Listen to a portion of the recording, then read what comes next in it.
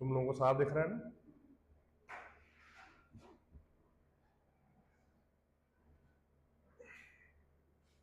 ये क्या है?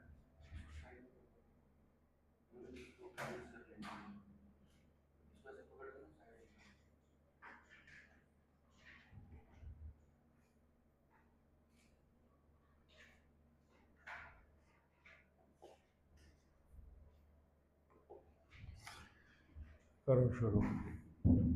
आज हम लेक्चर नंबर 2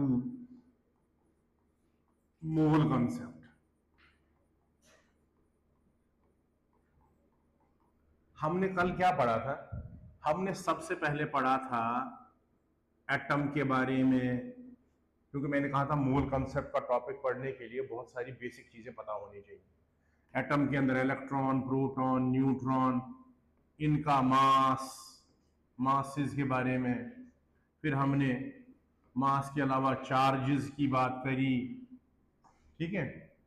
फिर मैंने इसके बाद बताया आपको रिप्रेजेंट कैसे करते हैं एलिमेंट को, representation of element x Z A. फिर मैंने इसी में आपको बताया था मास नंबर क्या होता है, एटॉमिक नंबर क्या होता है, ठीक है। फिर हमने इसके बाद पढ़ा था एएमयू क्या होता है, और फिर मैंने एक एएमयू का बताया था कि एक एएमयू होता है क्या, मास ऑफ प्रोटॉन या मास ऑफ न्यूट्रॉन, या 1/एवोगाड्रो नंबर ग्राम्स में, या 1/12 into mass of 1 atom of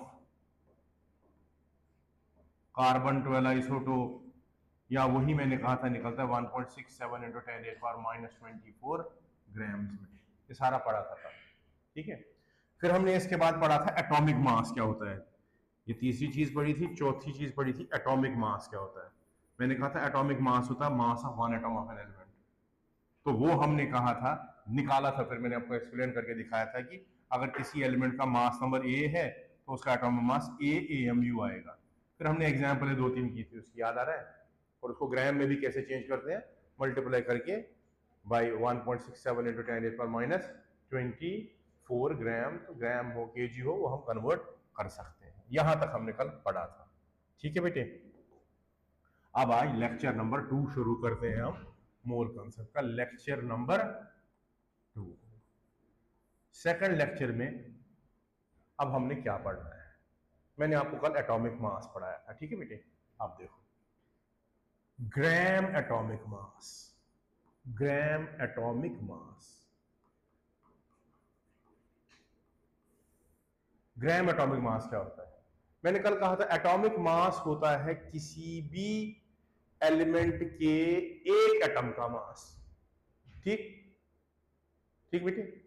अब देखो, अगर एक का नहीं, दो का नहीं, तीन का नहीं, मगर कितनों का 6.022 इंटू 10⁻23 एटम्स का मास निकाला जाए, किसी भी एलिमेंट के एवोगाड्रो नंबर ऑफ एटम्स के मास को हम कहते हैं ग्राम एटॉमिक मास। क्या कहते हैं?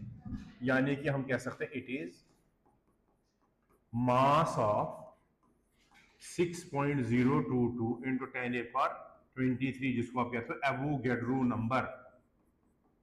इतना, इट इज मास ऑफ इतना एटम्स ऑफ एनी एलिमेंट। किसी भी एलिमेंट के इतने एटम्स के मास को ही हम क्या कहते हैं? Gram atomic mass. अब देखो इधर, इधर देखो, कल हमने कहा था अगर हमारे पास मान लीजिए एक एलिमेंट है एक्स, ठीक है बेटे, उसका एटॉमिक नंबर है जेड, मास नंबर है ए इसका मास नंबर है, ठीक है, और जेड इसका एटॉमिक नंबर है, ठीक है। अगर इसके एटॉमिक मास की बात की जाए, एटॉमिक मास वो कितना है फिर? एटॉमिक मास हो गया इसका यही एएमयू। एटॉमिक मास क्या होता है? एक एटम का मास। किसी भी एलिमेंट के एक एटम के मास को कहते हैं एटॉमिक मास। यानी कि अगर हमने लिखना हो नाउ, यही हम मानते हैं, लेट करते हैं इसी को, ठीक। हमें पता है, वी नो, हम जानता हूं क्या, कि atomic mass is equal to atomic mass is equal to AAMU, यानी कि mass of one atom is AAMU, which implies that mass of 6.022 into 10 to the power 23 atoms, that is gram atomic mass, किसके बराबर हुआ बेटी? अगर एक atomic mass मतलब हुआ क्या? मास of one atom, mass of one atom यानी कि एटॉमिक मास वो AAMU है। मास ऑफ इतना एटम्स क्या हुआ? अगर एक का वजन है AAMU, दो का वजन कितना होगा? 2 AMU, तीन का वजन कितना होगा? 3 AMU, और अगर इतने हैं इतनों का वजन कितना होगा? इतना AMU। देयरफॉर मास ऑफ इतना atoms that is gram atomic mass कितना हुआ? 6.022 into 10 to the power 23 into AAMU, या इसको हम लिख सकते हैं which implies that gram atomic mass, atomic mass, इसको हम लिख सकते हैं N नॉट, इसके बदले मैंने N नॉट लिखा क्योंकि एवोगाड्रो नंबर यही होता है, इंटू A इंटू 1 AMU, है ना? AAMU means A into 1 AMU, हाँ या ना? ठीक, मगर ये एक AMU किसके बराबर होता है? कल ही पढ़ाया था मैंने, और अभी भी क्लास लेक्चर शुरू करते ही मैंने बोला था कि एक AMU का मतलब होता है 1/एवोगाड्रो नंबर ग्राम्स में। एवोगाड्रो नंबर काट गया, which implies that gram atomic mass, gram atomic mass, या इसको कुछ लोग के सब लोग मोलर मास भी कहते हैं, क्योंकि एक मोल, जब हम थोड़े से बड़े हो जाओगे, 1-2 घंटे आप, 1-2 लेक्चर, एक आध लेक्चर ज्यादा से ज्यादा, तो आप ये देखोगे, वैसे आज ही देखोगे कि एक मोल का मतलब होता है इतना नंबर, ठीक है, नंबर की टर्म में, तो हम कह सकते हैं, इसीलिए इसको कहते हैं मोलर मास भी। कितना हुआ फिर? A यहां बच गया ग्राम, यानी कि इस बात से हमने आज एक चीज सीख ली, क्या? कि अगर किसी भी एलिमेंट का एटॉमिक मास नंबर A है, मास नंबर अगर उसका A है, तो एटॉमिक मास कितना होगा? AAMU, और ग्राम एटॉमिक मास कितना होगा या मोलर मास कितना होगा? 1 ग्राम, यानी कि सिर्फ यहां पर कोई यूनिट नहीं, क्योंकि ये नंबर है, ये चूंकि एक एटम का वजन है इसलिए AMU यूज होता है, और ये एक मोल का है या इतने एटम्स का है इसलिए यहां पर ग्राम यूज हुआ। समझ आई मेरी बात? समझ आई मेरी बात? देखो एग्जाम्पल करके देखते हैं, फिर बताता हूं मैंने क्या कहा। फॉर एग्जाम्पल, हमारे पास यहां पर है एलिमेंट, यहां पर है एटॉमिक नंबर, एटॉमिक नंबर लिखा तो सिंबल क्या है? Z। यहां पर मैंने लिखा मास नंबर, मास नंबर लिखा तो क्या लिखा यहां पर? A। यहां पर मैंने लिखा यहां पर मैंने लिखा जरा एटॉमिक मास, एटॉमिक मास हो गया AAMU, ये क्या होता है? मास of one atom of any element, ठीक है बेटे। और यहां पर मैंने लिखा मोलर मास या gram atomic mass, gram atomic mass, और ये क्या होता है? ये होता है मास ऑफ 1 मोल या mass of Avogadro number of atoms. तो इसका क्या सिंबल आएगा? इसका सिंबल आएगा A ग्राम, ठीक बेटे। जैसे मान लो हमारे पास एलिमेंट है sodium, magnesium, sulphur, chlorine, atomic number 11, 12, 16 और 17, यही है, हाँ या ना? एटॉमिक नंबर है तो नंबर का कोई यूनिट नहीं होता, इसलिए मैंने कोई यूनिट नहीं लिखा, ठीक। अब मास नंबर इसका कितना है? 23, इसका 24, इसका 32, इसका 35, 35 वाला है आइसोटोप वाला, ठीक है। तो ये कितना हुआ? 23 AMU, 24 AMU, 32 AMU, और ये कितना हुआ 35 AMU। अगर ये बोलना हो तो 23 ग्राम, 24 ग्राम, 32 ग्राम, 35 ग्राम।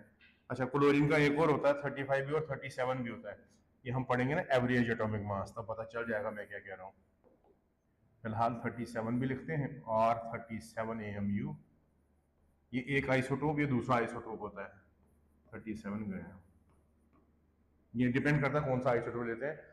35.5 होता है बेसिकली, वो एवरेज एटॉमिक मास होता है। वो क्या होता है एवरेज एटॉमिक मास, पढ़ना है हमने, टेंशन ना ले आप लोग। समझ आई मेरी बात? क्लियर हुआ? ये मैंने एग्जाम्पल की, जरा देख लो ये। मैं तब तक इस फोन को साइलेंट पे कर देता हूँ। 32। अच्छा, क्लोरीन के दो आइसोटोप्स होते हैं। आइसोटोप्स क्या होते हैं पढ़ना है हमने, टेंशन ना ले आप। दो आइसोटोप्स होते हैं, एक का एटॉमिक मास 35 होता है, एक का 37 होता है। अगर हमने 35 वाला कहेगा तो हम कहेंगे 35 AMU है इसका मास अपॉन एटम या एटॉमिक मास, और 37 है एक एटम ऑफ। अगर हम ग्राम एटॉमिक मास या मोलर मास कहना हो, यानी कि एक मोल के एटम्स का, यानी कि एवोगाड्रो नंबर ऑफ एटम्स का, तो उसमें हम ग्राम लगाते हैं, जो हमने अभी सीखा। ठीक है, क्लियर? आप देखो बेटे नेक्स्ट, अब हम पढ़ते हैं मॉलिक्यूल। मॉलिक्यूल क्या होता है? मॉलिक्यूल होता है, जैसे मैंने एटम कहा था वैसे ही मॉलिक्यूल क्या होता है। एटम हमने जो पढ़ा था, हमने कहा था आपको कि एटम क्या होता है, smallest particle which participates in a chemical reaction.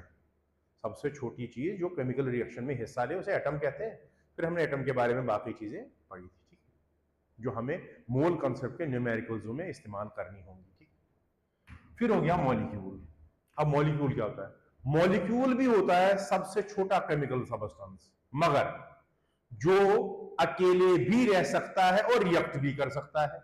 यानी कि हम कह सकते हैं मॉलिक्यूल होता क्या है, होता है स्मॉलेस्ट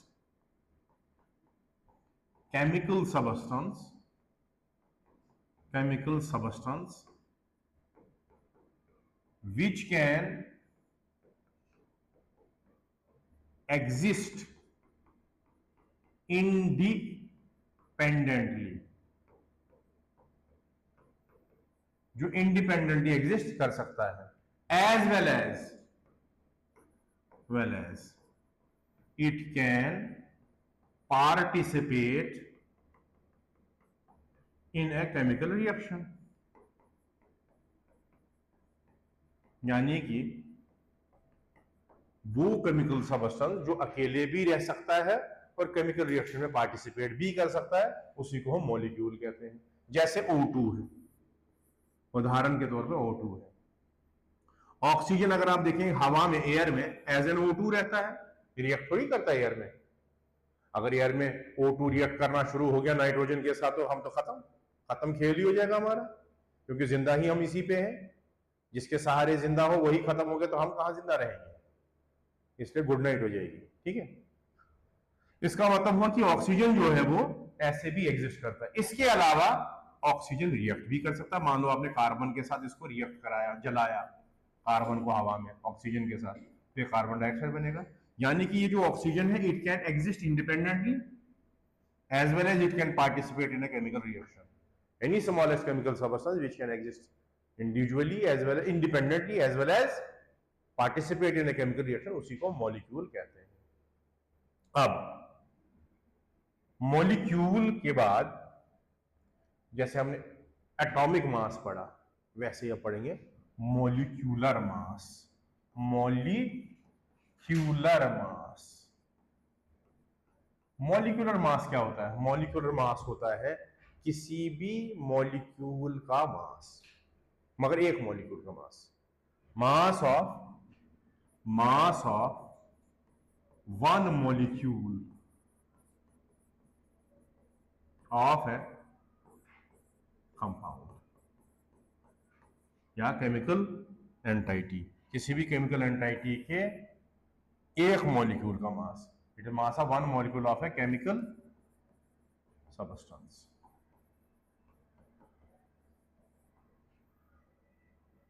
अब होता किसके बराबर है? मॉलिक्यूलर मास होगा हमेशा बराबर सम ऑफ एटॉमिक मासेस, यानी कि मॉलिक्यूलर मास जो होगा बेटे, मॉलिक्यूलर मास होगा किसके बराबर?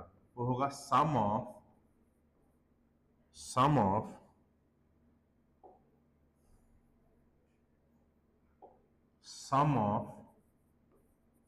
Atomic masses. जैसे फॉर एग्जांपल इधर देखो जरा, हमारे पास है CO2, इसका मॉलिक्यूलर मास किसके बराबर हुआ? मॉलिक्यूलर मास हुआ इसका 12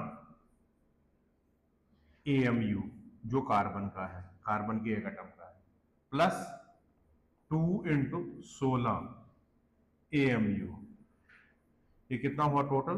16 दूने 32 और 12 हो गए 44, 44 AMU। यह इसका मॉलिक्यूलर मास। इसका यूनिट क्या होगा? यूनिट क्या होगा इसका? यूनिट होगा इसका भी AMU, क्योंकि ये एक मॉलिक्यूल की बात हो रही है। समझ आई मेरी बात? और जरा एग्जांपल्स करते हैं नेक्स्ट पेज पे। इधर देखो जरा, सपोज हमारे पास है H2SO4, हमारे पास है ओजोन, हमारे पास है सोडियम क्लोराइड, क्या सोडियम क्लोराइड, हमारे पास है मान लीजिए सल्फर डाइऑक्साइड। तो इसका मॉलिक्यूलर मास किसके बराबर होगा? वो होगा 2 इंटू हाइड्रोजन का 1 प्लस सल्फर का 32 प्लस 4 इंटू ऑक्सीजन का 16। वो कितना हुआ? 2 प्लस 32 प्लस 64, वो कितना हुआ? 98 AMU, क्योंकि ये मॉलिक्यूलर मास है, एक मॉलिक्यूल का मास है। ठीक बेटे। ओजोन कितना हुआ? 3 इंटू 16 हो गया 48 AMU। सल्फर डाइऑक्साइड कितना हुआ? 32 सल्फर का प्लस 2 इंटू 16 हो गया 32 प्लस 32 64 AMU। ये हुआ मॉलिक्यूलर मास। ठीक, यानी कि मॉलिक्यूलर मास क्या होता है? मॉलिक्यूलर मास होता है मास ऑफ वन मॉलिक्यूल। समझ आई मेरी बात? इसी तरह से दूसरा ग्राम मॉलिक्यूलर मास, ग्राम मॉलिक्यूलर मास, इसको भी क्या कहते हैं हम? Molar mass. तो समझ गए होंगे आप ये कितने मॉलिक्यूल्स का मास होगा। एवोगैड्रो नंबर ऑफ मॉलिक्यूल्स का, एक मॉलिक्यूल दो मॉलिक्यूल का नहीं, कितने मॉलिक्यूल्स का? इट इज क्या? Mass of 6.022 into 10⁻23 molecules of chemical of any chemical substance। जैसे अब देखो, इसका मतलब हुआ फॉर एग्जांपल हमने ओजोन लिया, अभी अभी यहां पर देखो, ओजोन का मॉलिक्यूलर मास कितना है? 48 AMU। फॉर एग्जांपल ओजोन लिया हमने, इसका मॉलिक्यूलर मास कितना है? मॉलिक्यूलर मास मतलब हुआ एक मॉलिक्यूल का मास, वो कितना है? 48 AMU। 48 AMU हुआ। देयरफॉर ग्राम मॉलिक्यूलर मास या मोलर मास कितना हुआ इसका? ग्राम मॉलिक्यूलर मास, जिसको आप क्या कहते हो? मोलर मास, वो किसके बराबर हुआ? ये तो हुआ एक मॉलिक्यूल का, ये हुआ कितनों का? 6.022, यानी कि N0 मॉलिक्यूल्स का, N0 इंटू 48 AMU, क्योंकि एक का इतना है, इतनों का मल्टीपल है भाई, इतना हुआ, क्योंकि ग्राम मॉलिक्यूलर मास होता है इतने मॉलिक्यूल्स का मास। अगर एक का इतना है, इतनों का कितना होगा? ग्राम molecular mass, that is mass of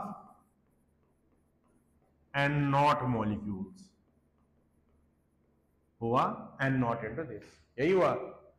वही किसके बराबर हुआ? Which implies that molar mass या ग्राम मॉलिक्यूलर मास या mass of n naught molecules किसके बराबर हुआ? वो हुआ n naught into 48 into 1 EMU। 1 EMU के बदले क्या लिखूंगा? 1/n0 ग्राम। तो कितना आया? 48 ग्राम। यानी कि अगर मॉलिक्यूलर मास की बात की जाए वो होगा 98 AMU। इसका होगा ओजोन का, सल्फ्यूरिक एसिड का होगा 98 AMU, ओजोन का होगा 48 AMU, सल्फर डाइऑक्साइड का होगा 68 AMU। और अगर मोलर मास बोलना हो तो क्या बोलेंगे फिर? मोलर मास बोलना हो तो कितना होगा? यही 98, मगर किस में? ग्राम में। यही 48 मोलर मास कितना होगा? मोलर मास कितना होगा बेटे? 48 ग्राम। AMU के बदले ग्राम। इसका मोलर मास कितना होगा फिर? वो होगा 64 ग्राम। यानी कि जब ग्राम्स में हो तो वो मोलर हो जाता है, यानी कि वो एन नॉट मॉलिक्यूल्स का होता है। समझ आई मेरी बात? क्लियर हुआ? अब देखो यहां तक ना मैं एक दो क्वेश्चंस करवाता हूं न्यूमेरिकल्स हल्के फुल्के, ताकि आपको बात थोड़ी सी समझ आ जाए। देखो फॉर एग्जांपल आपको ऐसे दे दे question, a sample of ozone of helium contain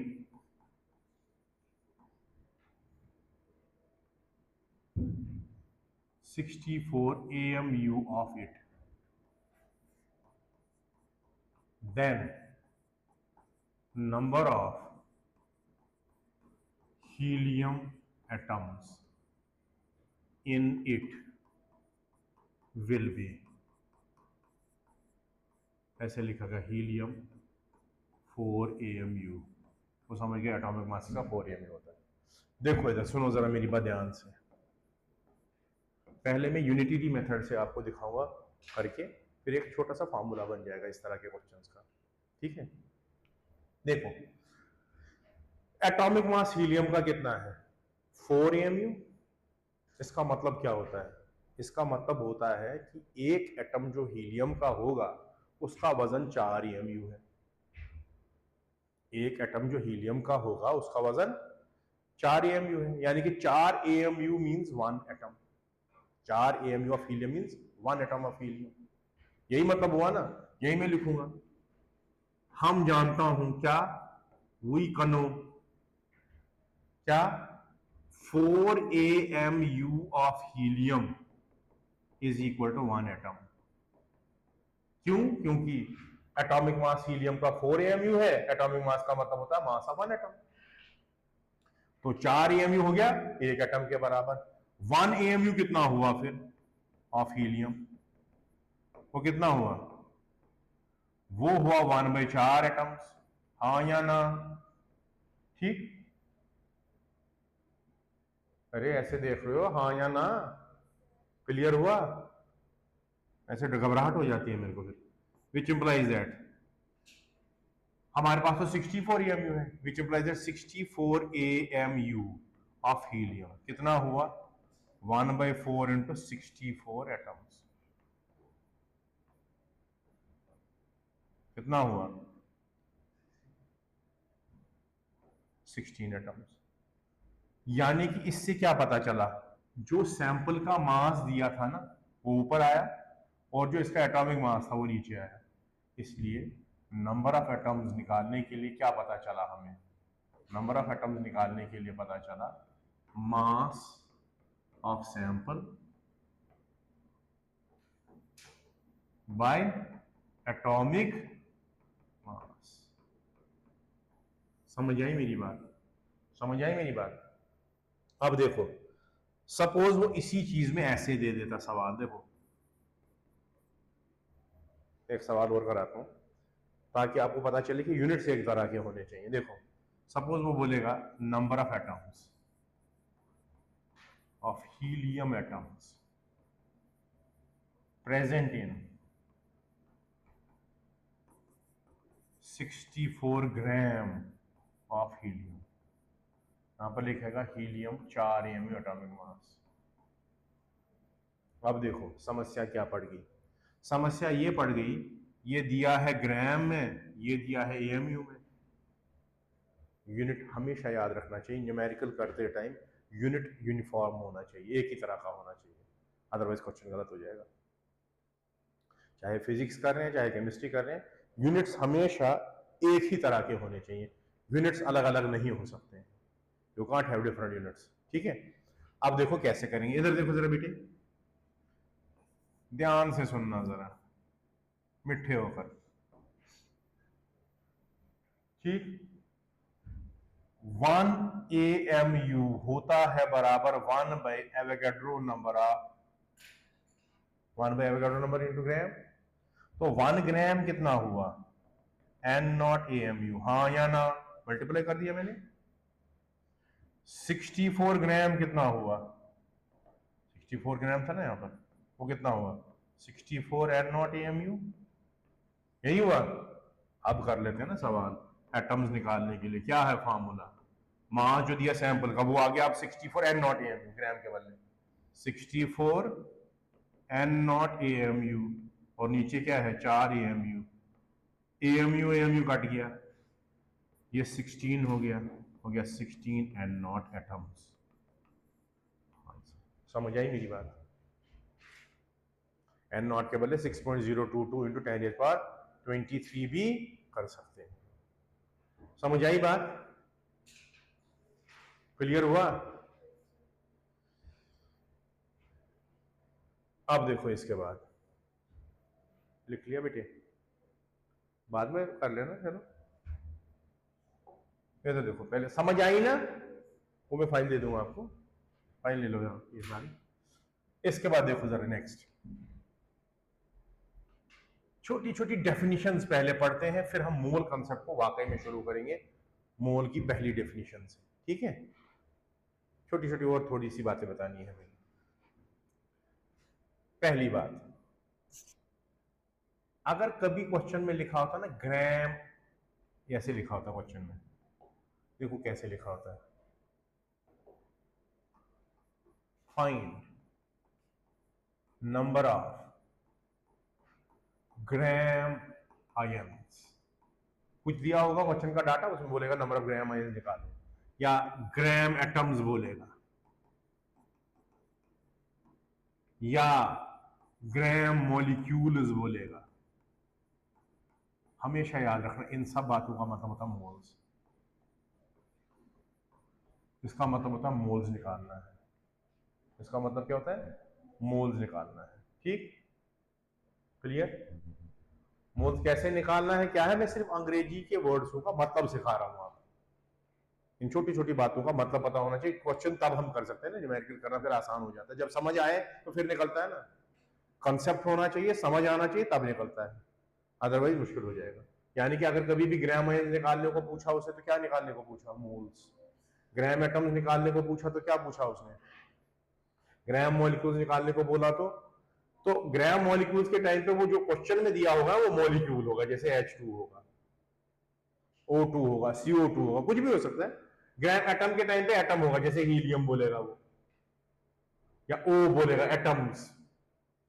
ion के टाइम पे एन बोले, आयन्स बोलेगा, जैसे हमारे पास बोला एल्यूमिनियम 3 पॉजिटिव आयन है ना, ये N3 नेगेटिव आयन है ना ये, तो इसके मोल्स इस टाइम पे होंगे, इसके इसके इसके इस तरह के मोल्स। यानी कि हमेशा याद रखना चाहिए कि होता क्या है ग्राम आयन, ग्राम आयन का मतलब होता है मोल्स निकालो, ग्राम एटम का मतलब होता है मोल्स निकालो, ग्राम मॉलिक्यूल का मतलब होता है मोल्स निकालो। समझ आई मेरी बात। अब देखो इसके बाद,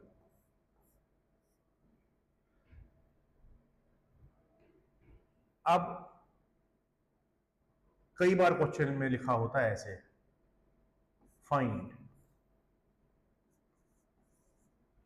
नंबर ऑफ एटम्स या मॉलिक्यूल्स या कुछ भी हो सकता है इन ए सैंपल, उसका वजन देगा या वॉल्यूम देगा ऑफ ऑक्सीजन गैस।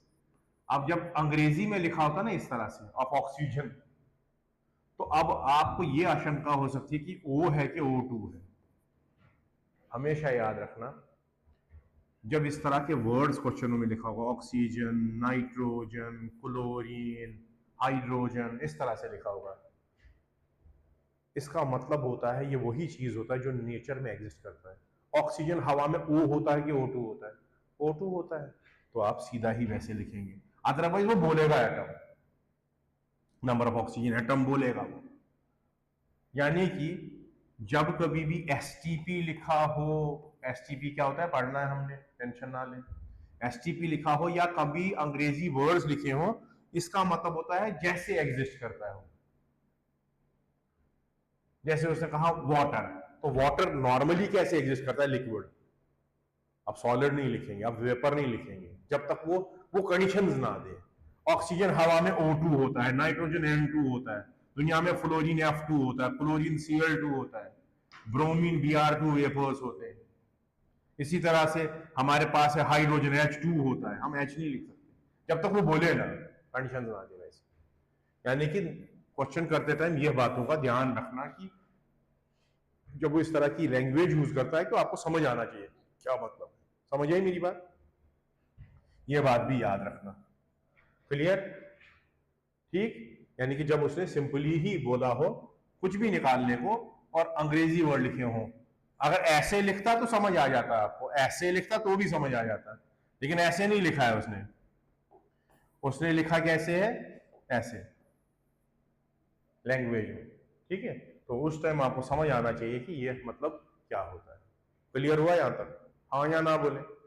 ठीक। आप देखो, अब देखो, अब हम शुरू कर सकते हैं मूल। मूल होता क्या है बेसिकली?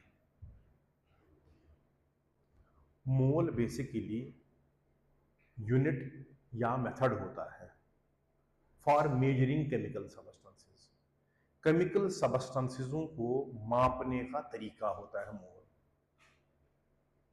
यानी कि मोल होता क्या है बेसिकली? इट इज द तरीका, अंग्रेजी में तरीका, उर्दू में method, of measuring chemical substances. अब जो केमिकल सबस्टेंसेस है ना, इनमें एक खासियत है। जब हम केमिकल सबस्टेंस को मापते हैं ना, मेजर करते हैं, इसको गिन भी सकते हैं, यानी कि इन टर्म्स ऑफ नंबर भी ले सकते हैं, इसको तोल भी सकते हैं, इन टर्म्स ऑफ मास भी ले सकते हैं, और अगर ये गैस हो तो इसका वॉल्यूम भी निकल सकता है। इसलिए मोल को हम तीन तरह से इस्तेमाल करते हैं। कैसे कैसे? इन टर्म्स ऑफ नंबर,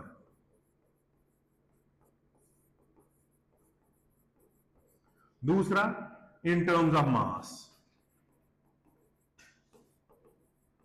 और तीसरा इन टर्म्स ऑफ वॉल्यूम। मगर ये तब चलेगा गैसेस के लिए चलता है, इन टर्म्स ऑफ वॉल्यूम।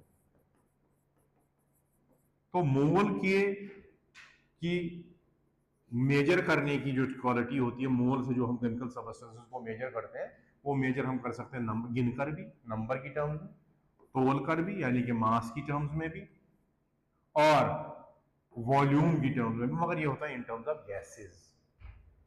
समझ आई मेरी बात? ये हमेशा याद रखना बात। अब सबसे पहले हम पढ़ेंगे इन टर्म्स ऑफ नंबर। मोल की हम in terms of number study करेंगे, फिर हम इसके ऊपर डिस्कस करते करते करते करते फिर हम मास पे जाएंगे, फिर हम वॉल्यूम पे जाएंगे। ठीक है बेटे? अब देखो,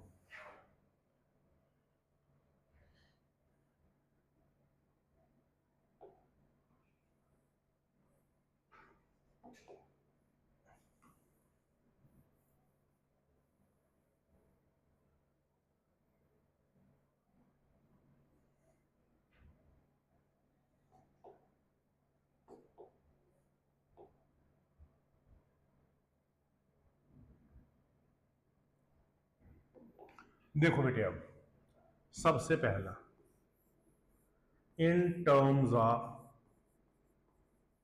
नंबर, मोल सिंपली नंबर की टर्म में काउंटिंग यूनिट है।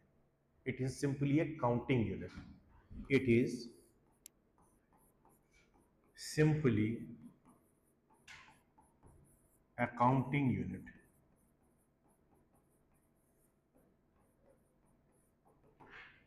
गिनने की टर्म में सिंपली काउंटिंग यानी कि गिन सकते हैं काउंटिंग यूनिट। होता क्या है, ये उतनी ही एंटाइटीज या एटम्स होते हैं जितने किसमें होंगे 12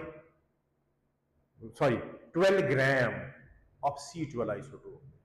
it is equal to the number of entities या नंबर ऑफ एटम्स।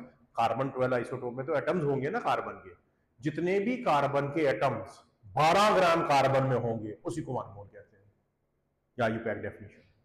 यानी कि हम कह सकते हैं it is the number of atoms, carbon atoms present in 12 gram of C12 isotope। C12 isotope, C12 isotope के अगर हमारे पास कितने हो 12 ग्राम, उसमें जितना भी प्रेजेंट हो उसी को हम कहते हैं 1 मोल।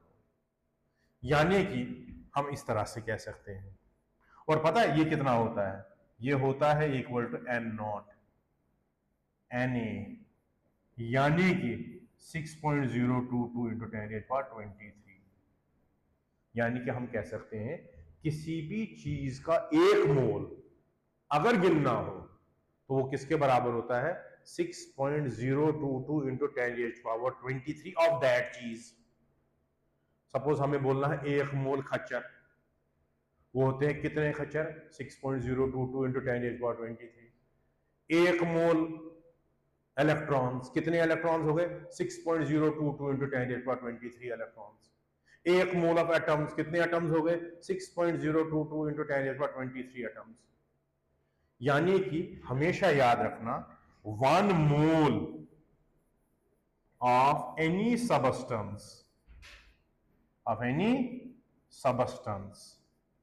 is equal to 6.022 into 10⁻23 entities। 6.022 into 10⁻23 oblique N0 या Na एटम्स या ions, molecules etcetera of it, इसी चीज के। फॉर एग्जाम्पल यहां पर देखो जरा, फॉर एग्जाम्पल हमारे पास है मान लो 1 मोल ऑफ H।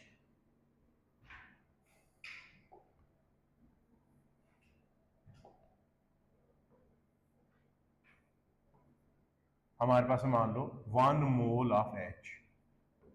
बताओ H एटम है कि मॉलिक्यूल है? जाहिर सी बात है H तो एटम है। वो कितना हुआ, वो हुआ equal to 6.022 into 10⁻23 atoms of H। Atoms of H, समझ आई बात? इसी तरह से हमारे पास है मान लो 1 मोल ऑफ O2। O2 तो मॉलिक्यूल है, ये किसके बराबर हुआ 6.022 इंटू 10⁻23 मॉलिक्यूल्स ऑफ O2। इसी तरह से मान लीजिए हमारे पास है 1 मोल ऑफ N3 नेगेटिव, ये तो आयन है, ये कितना हुआ, ये हुआ 6.022 into 10⁻23 ions of N3 negative. ठीक, यानी कि 1 मोल किसी भी चीज का किसके बराबर होता है, ये मैं बता रहा था।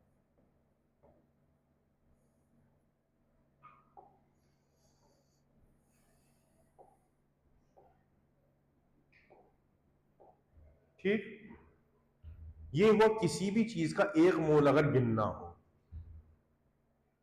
समझ आई मेरी बात? तो वो कितना होता है।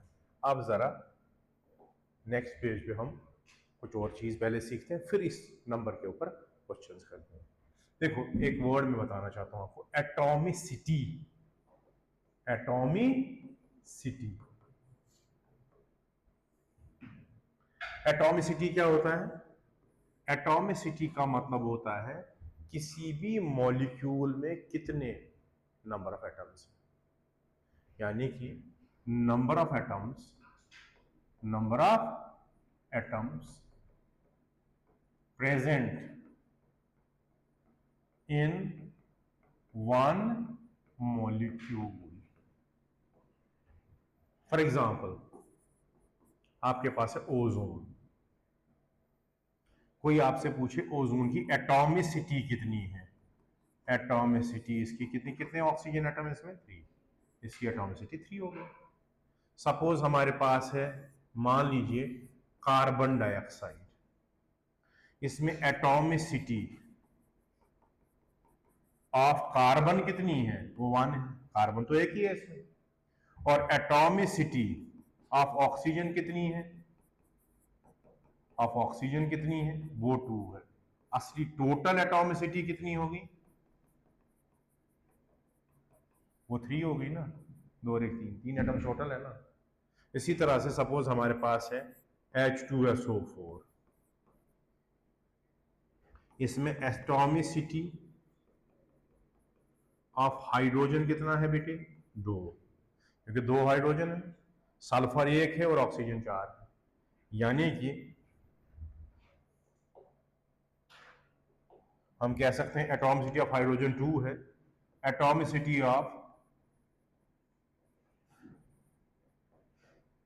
ऑफ सल्फर 1 है, एटॉमिसिटी ऑफ ऑक्सीजन 4 है। देयरफॉर टोटल एटॉमिसिटी कितनी हो गई? 4 5 6 और 7। समझ आई मेरी बात? क्या होता है एटॉमिसिटी? यानी कि एटॉमिसिटी का मतलब होता है एक एटम में कितने, एक मॉलिक्यूल में कितने एटम्स, एक मॉलिक्यूल में कितने एटम्स। समझ आई बात? क्लियर हुआ? अब देखो, अभी अभी हमने ताजा ही पढ़ा कि एक मोल किसी भी चीज का होता है एवोगाड्रो नंबर ऑफ एंटाइटीज। वो एटम्स, इलेक्ट्रॉन्स, प्रोटॉन्स, न्यूट्रॉन्स, कुछ भी हो सकता है, कुछ भी हो सकता है, ठीक। यानी कि एक मोल इतना होता है। अब देखो, एक सवाल कर लेते हैं यूनिटरी मेथड से। उस यूनिटरी मेथड से हम उसमें एक फार्मूला बनाएंगे, फिर हम आगे आगे करते जाएंगे। जैसे फॉर एग्जांपल हमारे पास है, मान लीजिए ए सैंपल। बस ये लास्ट सवाल करते हैं, फिर आज का ये फिजिकल का लेक्चर खत्म करेंगे, फिर ऑर्गेनिक का शुरू करेंगे, ठीक है बेटा? ये लास्ट सवाल करते हैं। ए sample of ozone contain 12.044 into 10⁻²4 molecules of ozone. Then number of moles in it are, इसमें कितने मोल्स होंगे ये देखना है हमें। देखो ध्यान से जरा, हमने अभी अभी पढ़ा क्या, कि अगर 6.022 into 10⁻23 हो तो वो 1 मोल होता है। यानी कि हम लिख सकते हैं 6.00, वही कनो क्या, 6.022 into 10⁻23 molecules of ozone is equal to 1 मोल। हाँ या ना? ठीक। विच इंप्लाइज दैट 1 मॉलिक्यूल कितना हुआ? 1 molecule of ozone is equal to 1 by 6.022 into 10⁻23 moles। मगर हमारे पास तो इतने हैं, विच इंप्लाइज दैट 12.044 into 10 की power 24 molecules of ozone is equal to 12.044 into 10⁻24 by 6.022 into 10⁻23 moles,